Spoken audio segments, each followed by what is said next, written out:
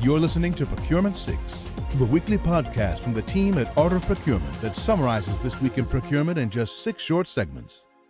Hi there. My name is Kelly Barner, and today is Friday, September 13th, 2024. 6. Today's Procurement 6 is brought to you by the new AOP YouTube experience. From webinars to video interviews and video shorts, we've got all of the trending topics in procurement available for you in video. Explore over 900 videos arranged into 19 topical playlists. See the experts you've met in voice only on our podcasts. Or spend 60 seconds or less with one of our dozens of shorts. Be sure to subscribe to the channel on YouTube to receive updates as we add new content. You can either search for Art of Procurement on YouTube or click on the link in today's show notes. 5. In this week's Art of Procurement podcast episode, I had the opportunity to sit down with Alex Carlson, former Vice President of Category Management within Wells Fargo's Corporate Properties Division, and the new Vice President of Facilities Management Services at Fine-Tune. Facilities management is one of the most complex and high-risk categories to manage. But why? In this short clip, Alex talks about one of the most important risks procurement should keep in mind when managing facility services. Let's listen in. When you think about the risks that procurement should have their eye on when it comes to facility services, what are a few that would be at the top of your list? Yeah, I'd say that's a question that can go a lot of different ways as well. I think Kelly, just from the perspective of what may be a risk for one customer is not a risk, right, for another, depending on the industry or what the product is there. So in the interest of giving you a couple of things, 2 things came to mind here, and I think that's the first is scope creep. We've discussed industry expansion, and so in facility services, you're seeing janitorial companies roll out technology. Hey, we're now a technology company, right? You're seeing that with food companies as well, and so they're starting to say we have these new request systems. We're doing this thing with AI. We have added services, and certainly industry growth pressures have caused expansion in those lines of businesses, so that's to be expected. But I think on the scope creep, as more services are offered, that increases the chance that those core services for which you initially came to an agreement, engaged this provider, those can become of lesser importance. To hear the full episode, go to artofprocurement.com/podcast or search for Art of Procurement and subscribe wherever you listen to podcasts. You can also click the direct link in today's show notes. 4. GE Appliances is working their way through a $2 billion supply chain investment that began in 2017 and accelerated in response to the pandemic.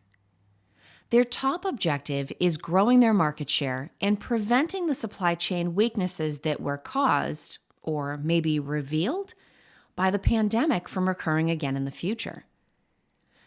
This story actually predates 2020 by a decade.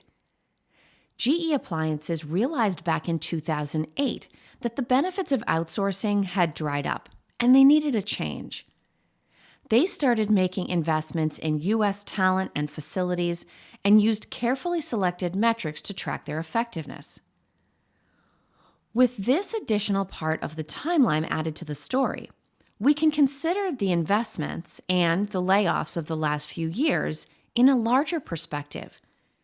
The question that remains is whether GE Appliances is constantly recovering or continuously improving. To hear the rest of the story, including how GE Appliances' outsourcing and reshoring strategy has played out, listen to this week's episode of Art of Supply. This is Procurement 6 from Art of Procurement. To get notified every time an episode is published, go to artofprocurement.com/subscribe. 3. Language has the power to unite a community.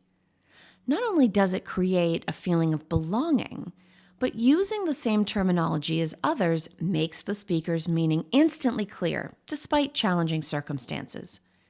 On the other hand, language can also alienate, frustrate, and just plain annoy people who are not familiar with the acronyms and terminology being used. In this week's episode of the Love Procurement Podcast, I hosted a conversation with Vishal Patel from Evalua and my partner Philip Eidson. They took on the issues and challenges of language head on, and with a healthy sense of humor too. Listen in to hear us talk about the business buzzwords they would use to describe themselves and their organizations, the trending phrases they would vote off the island if they were given the opportunity, and how communication can and should be a top priority for anyone working in or with procurement. Search for Love Procurement wherever you listen to podcasts, or check the link in today's show notes to jump right into this week's episode. 2. As you may have heard, Starbucks recently got a new CEO, Brian Niccol, former CEO of Chipotle. He is spending his first 100 days as CEO touring store locations and support centers and meeting with the company's suppliers. In an Associated Press article published this week, Niccol shared his early assessment of why Starbucks sales have fallen this year. Unsurprisingly, it comes down to the customer experience. According to the article, 75% of orders now come in through mobile, delivery, and the drive-thru, each of which adds distance between customers and Starbucks' famous in-store experience, as well as the baristas the company invests so much in. Here's why I think this is interesting and how it connects to procurement. Sales are down because, ready for it? Customers are being given exactly what they want. Faster, easier ways to place and receive orders. But here's the catch. Getting what you want doesn't always create the need to come back. Procurement is also in a place in our evolution where we are trying to put the customer or user experience first. We're providing better digital tools and putting more control directly into their hands, just like Starbucks did. And while it seems that we are responding to what they want, we're leaving them with very little to remember us by. Starbucks' planned response to this dilemma is redesigned stores, making it possible for everyone to get what they need while still receiving a bit of Starbucks coffee house charm. I would propose that procurement equate store locations to process. How do we need to update our processes in light of the new technology we've implemented so that we can ensure everyone gets a double pump of procurement experience on their way through? To read the full article, check out the link in today's show notes. 1. Before I let you go, I want to invite you to join us on September 17th to hear a discussion about the key findings of Supplier I/O's 7th Annual State of Supplier Diversity Report. We will discuss data accuracy and emerging metrics, the importance of connecting with business peers where they are, and of course, sustainability's growing impact in procurement. To register and join us live or to receive a recording immediately after the event, you can find the link in today's show notes or simply go to artofprocurement.com/calendar. Thanks for listening. We'll be back next Friday at 6 a.m. U.S. Eastern Time. If you've enjoyed this pod, help us grow and tell your peers to search for Procurement 6 wherever they get their podcasts.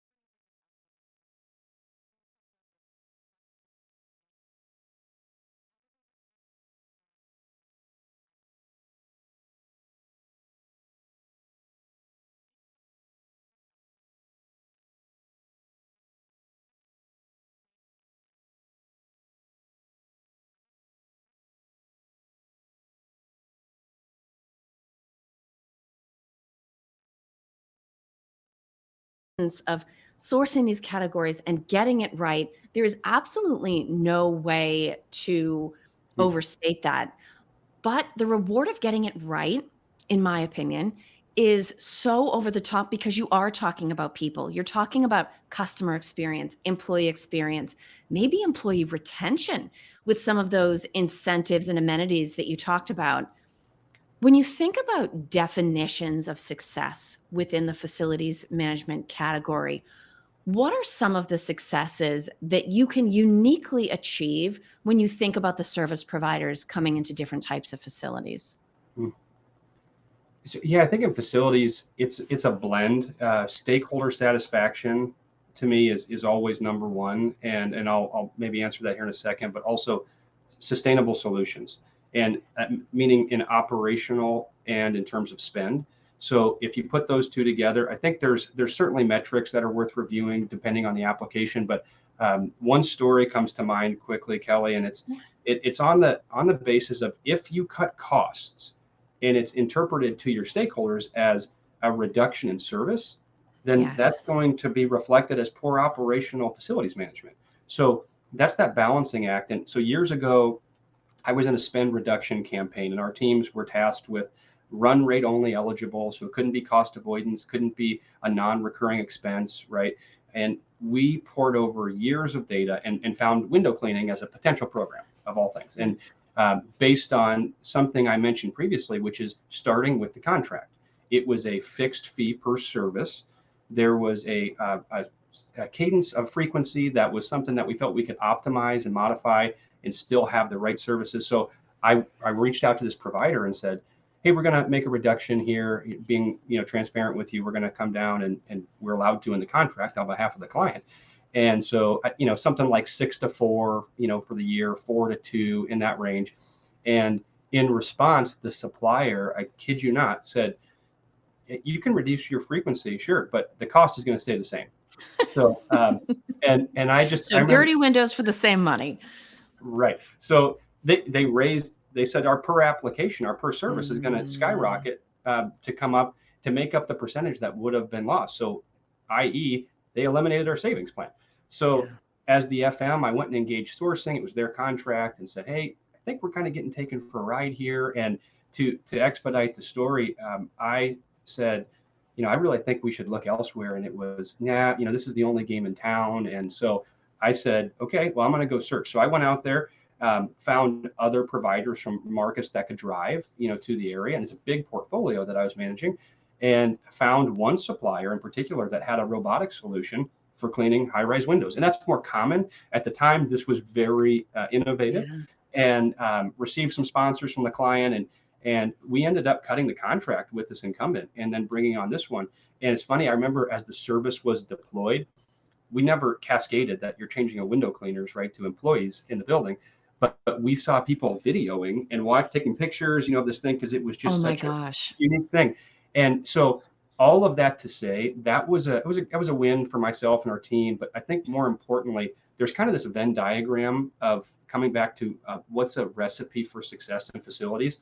And I think you're achieving service levels, you're optimizing spend, and then of the third one, providing a long-term solution. You can't always be changing things. So I think that is really the three things that, if you're going to look at anything, can you achieve the service levels you need to? You don't want to reduce the services too much, optimize the spend, and provide a solution that's long-term. I think that's a great recipe to aim for.